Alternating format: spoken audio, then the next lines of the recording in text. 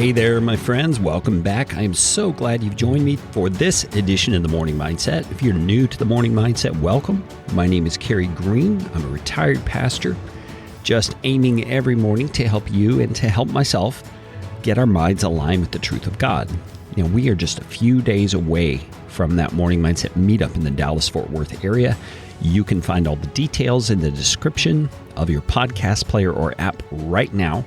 So swipe on over there, find out the details if you want to attend, and RSVP. There's an email included there in the description. Now we're going to dig back into 2 Peter chapter number 1, because Peter has just dug into his section where he's telling us about his own experience with the supernatural and glorious person of Jesus Christ. Now stop for a moment and let's remind ourselves, we're not talking about a religious figure or icon or idea. We are talking about a person, Jesus Christ, who we can verify lived in human history and did all these amazing things. And we could get into a discussion of how we can verify, how we can know.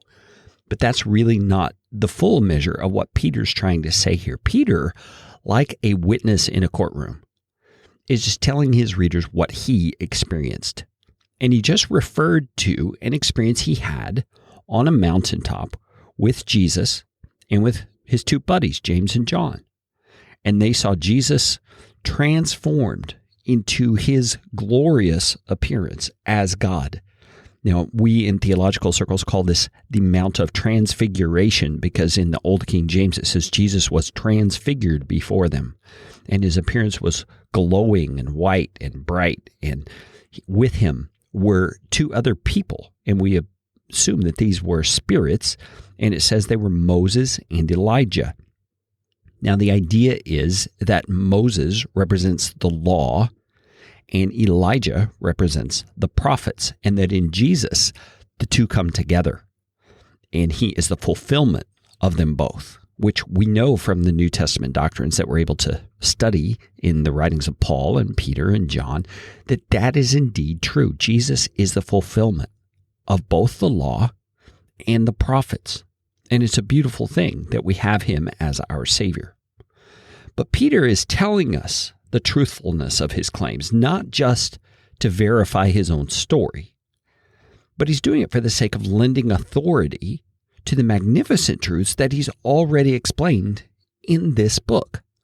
Because if you go back to the beginning of chapter 1, you'll remember Peter has made some pretty unbelievable claims from a human standpoint. He has said that God himself has made us, as those who place our faith in Jesus Christ, into partakers of the divine nature.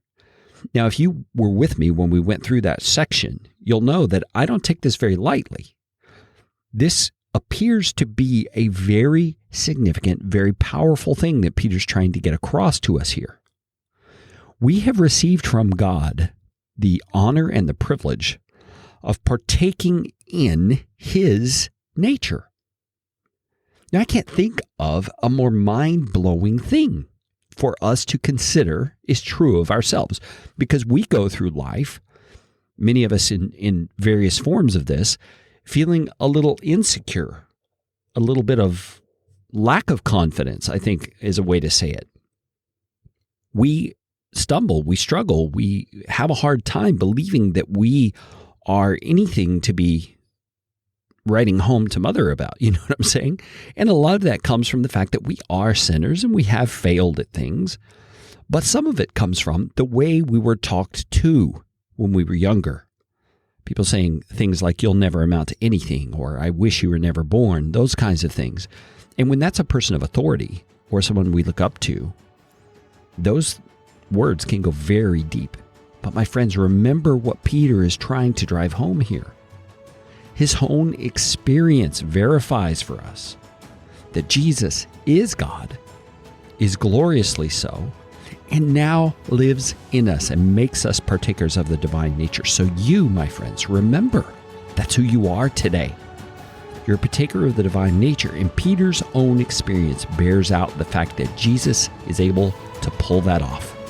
My friends, join me again tomorrow for the Morning Mindset, and tell a friend.